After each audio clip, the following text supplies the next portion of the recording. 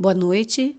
Vamos continuar o estudo do passo 9, o mistério de Belicena Vilca, 50º dia da carta de Belicena Vilca. A torre em questão consistia em um recinto quadrado construído com sólidos blocos de granito, cujos 4 ângulos estavam perfeitamente alinhados com os pontos cardeais. Havia-se feito retirar todo o mobiliário, à exceção de 3 largos bancos sem encosto, nos quais se sentaram os homens de pedra. A única vela de um candelabro de parede iluminava tenuamente o ângulo oeste. Frente a este canto no solo, o noio depositou a diminuta coluna de rocha. Depois de orientá-la convenientemente, uniu-se aos homens de pedra. Foi colocada a pedra de forma semelhante a como a encontrei na caverna secreta, disse. Agora só nos resta aguardar e observar. No início, ninguém notou nada, porque o fenômeno foi se produzindo muito lentamente. Mas, num dado momento, sem que os homens de pedra pudessem determinar quando, o vértice do canto pareceu estranhamente brilhante. Então, todos viram uma linha vertical de luz branca, onde os 2 planos da parede se uniam num ângulo reto. Aquela luminosidade cobria completamente o vértice e causava a sensação de surgir de uma delgada fenda, como se as paredes estivessem separadas por uma fresta infinitesimal, uma janela para o outro mundo. Mas o vértice de luz era o que se via em relação às paredes da torre. Porque, se alinhasse o vértice com a pedra, a imagem mudaria subitamente e o fenômeno adquiriria seu mais curioso caráter. Observando deste modo, a pedra parecia estranhamente incrustada no ângulo reto. Mas essa visão durava somente um momento, pois, em seguida, o ângulo avançava adiante e a pedra se perdia na linha da luz. Isto surpreendia, porém, ao examinar o vértice de luz em relação às paredes, a pedra aparecia novamente onde a havia colocado o noio. Como todos estavam contemplando o vértice de luz, todos viram chegar o Senhor de Vênus. E a ninguém escapou que a sua entrada, o produto de um passo, o último passo de uma marcha que ninguém se atrevia a imaginar, porque o caminho havia sido realizado. Sim, o Senhor de Vênus chegava caminhando, atravessava o ângulo reto e se situava sobre a pedra. E agora dominava a torre e ilhava aos homens de pedra. O noio se pôs imediatamente de pé e anunciou: Damas e cavalheiros, apresento-vos ao capitão Kiev. Graça e honra, sangue de Tarses, saudou o Senhor de Vênus, expressando com sua mão direita o Bala Mudra. Salve, vale, contestaram em coro os homens de pedra. Aquele ser, de clara aparência humana, era, na verdade, resplandecente. Um halo violáceo se estendia várias polegadas ao seu redor e permitia apreciar os detalhes da indumentária. Esta não podia ser mais simples, pois constava de só 3 prendas. Uma espécie de cota de malha fina, escamada, que lhe cobria a totalidade do corpo, à exceção da cabeça e das mãos. Um par de botas de cano curto, um cinto com fivela octogonal, sobre a que estava gravado um conjunto de signos indecifráveis. As 3 peças haviam sido elaboradas com materiais inimagináveis. Comparado com os homens de pedra, o Senhor de Vênus era um gigante, um tanto mais alto que os Vrunaldinos, que se contava entre os cavaleiros de maior estatura de Castela. Tinha o cabelo loiro, bastante curto, e feições agradáveis no rosto, de pele muito pálida. Mas o que mais impressionava, pois lhe outorgava o aspecto de um ser de outro mundo, ou pertencente a uma raça desconhecida, eram seus olhos, carentes de pupila, somente compostos por uma íris de cor verde esmeralda. Esses olhos, desprovidos de expressão humana, testificavam a inquietante evidência de que na história do homem foi esquecido algo. Algo que talvez seja inevitável recordar em nossa época, Dr. Arturo Signagel. Depois da saudação, o capitão Kiev continuou falando, ainda que não movesse os lábios. Todos o ouviam perfeitamente e ninguém se questionou sobre o prodígio. Os homens de pedra perceberam que, com aquele ser, não haveria nenhuma classe de diálogo. O Senhor de Vênus veio trazer uma mensagem e, depois de comunicá-la, se iria embora.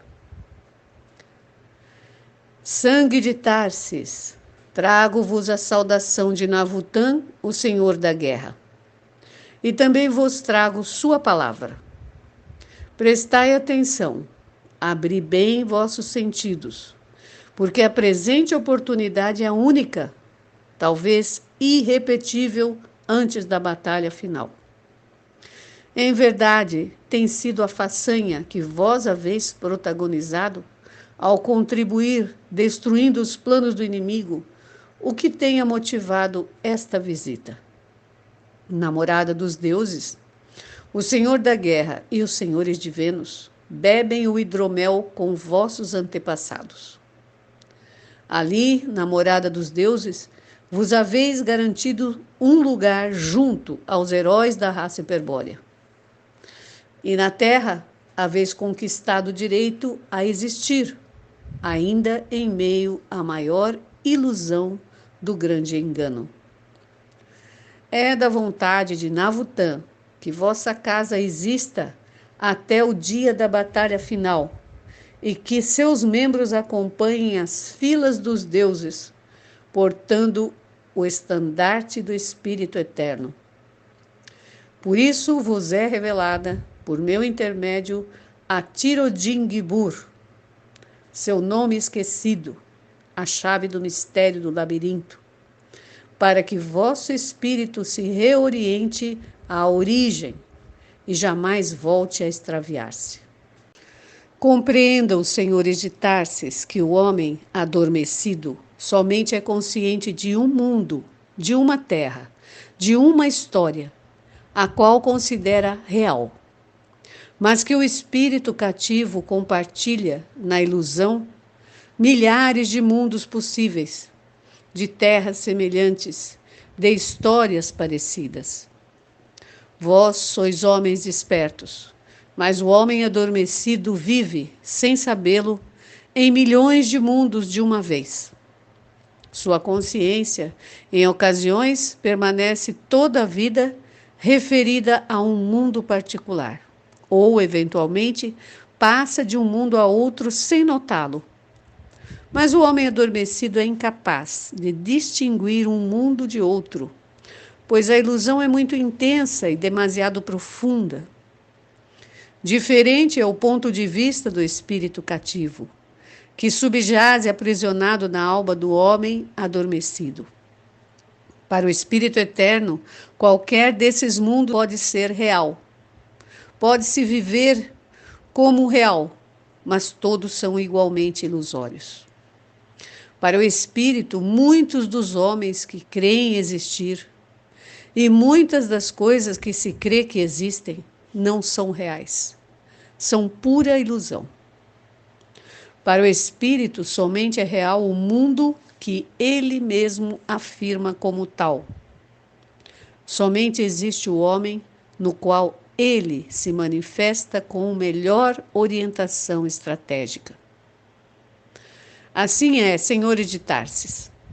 Para o espírito, a realidade depende da orientação estratégica. E o homem desperto só existirá se dispõe de orientação estratégica em relação à origem. Porque é a partir da origem que o espírito vê ao homem desperto e diz: está ali, existit. O que é, pois, a orientação estratégica? Em um dado instante, simultaneamente, certos homens despertam aqui e ali, em alguns dos mundos possíveis. É o espírito do homem quem os evoca e a quem eles se dirigem. Cada um desses mundos é real, para o homem desperto que o habita e percebe. E desde cada um desses mundos reais, um homem desperto marcha para um posto que seja comum a todos os mundos possíveis, a origem do espírito cativo. Em um lugar está o homem desperto e seu espírito cativo, em outro, a origem e o espírito absolutamente livre. O que separa o homem desperto da origem? Uma distância chamada labirinto, que somente pode desvendar-se mediante as vrunas de Navutã. O espírito desperta ao homem adormecido. O homem desperto adquire a sabedoria hiperbórea. A sabedoria hiperbórea lhe revela as vrunas de Navutã. E as vrunas de Navutã constituem a Tirodingbur, o segredo do labirinto. Com a chave das vrunas, o homem desperto se orienta no labirinto e encontra a origem, o único verdadeiramente real para o espírito. O tempo necessário para concretizar a orientação se lhe concede a semente de pedra, que a graça da Virgem de Agartha semeia no coração dos que buscam a origem. A orientação deve ser estratégica, porque no labirinto o inimigo tentará distorcer seu rumo à origem. Tratará de confundir, de desviar, de deter, vale dizer, de desorientar o homem desperto. E o homem desperto deverá empregar uma estratégia. Para avançar orientado, terá que desenvolver um modo de comportamento que neutralize a ação inimiga e permita chegar concretamente à origem. O labirinto está integrado pelos caminhos da ilusão, que se biforcam em todos os mundos possíveis. Se a orientação estratégica é débil, a distância entre o homem desperto e a origem pode ser muito extensa, e o tempo que insuma recorrê-la analogamente prolongado. Contudo, se a orientação estratégica é forte, o homem desperto pode encontrar-se muito próximo à origem e a libertação espiritual pode ser instantânea. Ocorre assim porque a orientação estratégica e o labirinto são contrárias. Quanto menor a orientação estratégica, tanto mais complexo será o labirinto. A máxima orientação estratégica, a origem patente, dissolve a ilusão do labirinto. Ademais, se o movimento se guia pela orientação estratégica, o tempo e o espaço do labirinto tornam-se relativos. A origem situa-se longe ou próxima, de acordo à atitude estratégica do homem desperto. Então, a realidade do homem desperto é relativa com respeito à realidade absoluta da origem. A realidade do homem desperto depende da orientação estratégica. Vimos que vários homens despertos, cada um em seu mundo real, buscando simultaneamente a origem, cada um com diferente grau de extravio no labirinto, cada um com uma distinta orientação estratégica. Qual é, então, o mundo real, se todos são relativamente reais na origem? De todos os mundos possíveis, reais são os mundos que afirmam o espírito dos homens despertos. De todos os mundos reais, real é o mundo onde os homens despertos possuam a melhor orientação estratégica e onde sustentam uma estratégia triunfante contra o inimigo do espírito. E a realidade desse mundo a afirma Navutan, o Senhor da Guerra. Os senhores de Vênus de Kitaagar, na origem, desvinculados do tempo e do espaço do labirinto, perscrutam permanentemente os milhões de mundos da ilusão, enquanto aguardam que os últimos homens adormecidos retomem a senda do espírito e declarem a guerra essencial às potências da matéria. Eles descobriram vosso mundo, senhores de Tarsis, e o revelaram a Navutan. E o Senhor da Guerra, satisfeito por vossas façanhas, decidiu afirmá-lo como real. Da origem, o grande as distinguiu vosso mundo, dizendo: ali está, ex sistit, o mundo real, dizes, que não cessam de lutar, quem não cessam de lutar pela liberdade do Espírito Eterno. Existe, pois, um mundo onde os homens adormecidos são capazes de despertar e enfrentar as potências da matéria. E são bons. Acabam de ganhar uma batalha.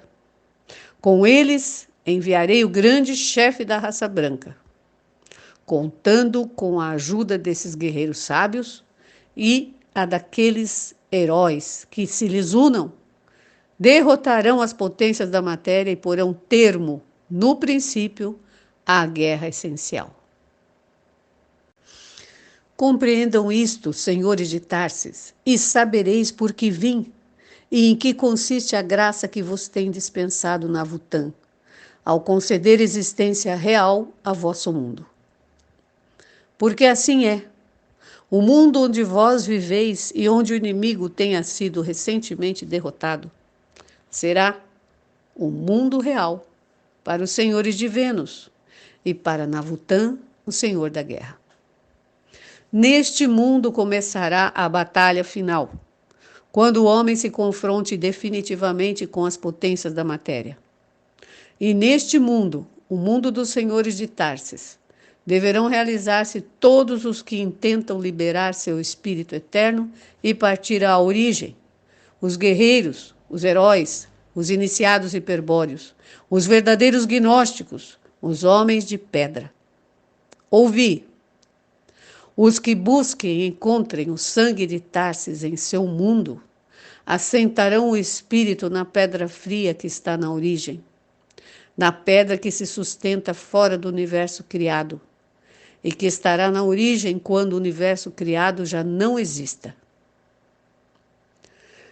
Contrariamente, os que pretendam ignorar o sangue de Tarsis, ou não sejam capazes de encontrá-lo, fundarão seu mundo na ilusão e serão convertidos em lixívia no final do tempo, quando tudo volta ao uno, ao final de seu dia de manifestação, quando o final será igual ao princípio, e a ilusão se dissolva em nada, e somente exista o uno em sua simples eternidade.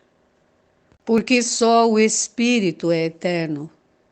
Quem não encontrar seu Espírito morrerá de morte final, ainda que seja imortal. E quem primeiro irá morrer são as almas que mais próximas estão do final, onde se tem aproximado buscando uma quimérica e vã perfeição arquetípica.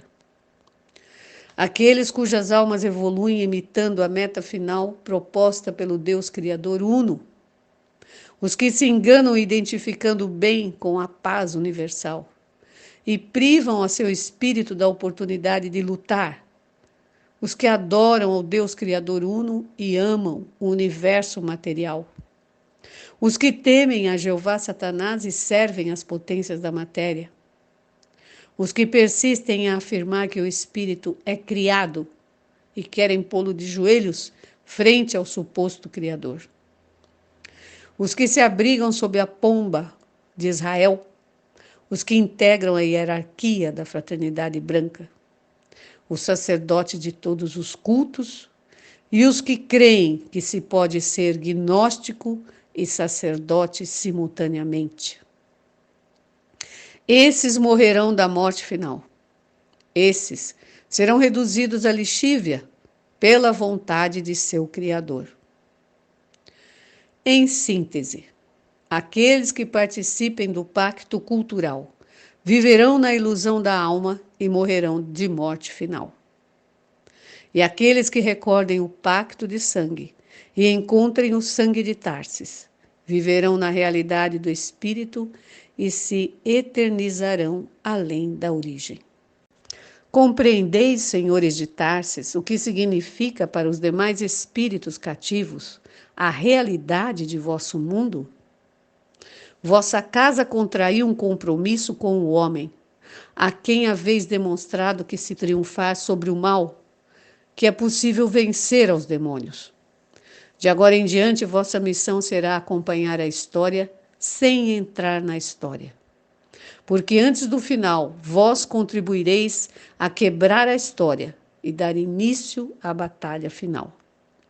Tereis de estar atentos à história e vigiar os movimentos do inimigo na história, para atuar no momento oportuno. Um grande chefe branco virá, então, a vosso mundo. Ele possuirá o poder de expor a batalha final contra o inimigo do espírito. Será um enviado do Senhor da Guerra e seguirá o caminho assinalado por vós. Desenhareis, construireis e mantereis claro este caminho. E vós empregareis para isso o tempo que for necessário, os séculos que demande a ilusão da história. O grande chefe branco, o Senhor da vontade e do valor absolutos, virá uma vez, 2 vezes, 3 vezes a vosso mundo. A primeira vez, quebrará a história, mas se irá, e causará um insensato riso dos demônios. A segunda trará a batalha final, mas se irá, em meio ao rugido de terror dos demônios. A terceira guiará a raça do espírito à origem, mas se irá para sempre, deixando atrás de si o holocausto de fogo em que se consumirão os seguidores do Deus Uno, homens, almas e demônios. Mas aqueles que seguirem ao enviado do Senhor da Guerra serão eternos. Vós tratáveis de cumprir a missão familiar e guardavas a espada sábia. Dar-vos-ei instruções para levar a cabo outra missão. Preparar no mundo o advento do enviado do Senhor da Guerra. Eis sua vontade, que assim seja. Mas esta missão vós não podereis realizá-la trabalhando como o fazem hoje. A estratégia exige que se dividam os esforços e que somente uma parte de vós se ocupe de cada coisa. Nós pedimos que vos separeis uma vez mais, a penúltima. É preciso que nos preparativos para a vinda do Senhor da Guerra intervenham unicamente os filhos de Vrunalda de Tarsis. Com esse objetivo deverão mudar-se desde já às suas terras da Germânia, onde as damas serão a cabeça da estirpe e sustentarão a fixação de sua linhagem germano e catalã. Ali se manterão alerta até a época em que surja um imperador alemão, adepto da sabedoria hiperbórea. Ele, em colaboração de outras pessoas, que nesse momento se unirão a vós, será quem lançará as bases da futura ordem, na qual o enviado receberá a mais alta iniciação. Essa estirpe de Tarsis, que honra a sua. Estará junto ao grande chefe branco quando declarada a guerra total às potências da matéria. Essa estirpe de Tarsis, que honra a sua, estará junto ao grande chefe branco quando declarada a guerra total às potências da matéria.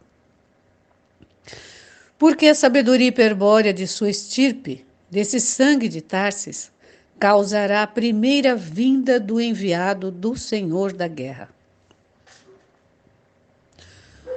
Os filhos de Valentina de Tarsis, em compensação, terão de regressar à Espanha e assentarem-se permanentemente em Turdes. Ali se dedicarão a guardar a espada sábia e a cumprir a missão familiar.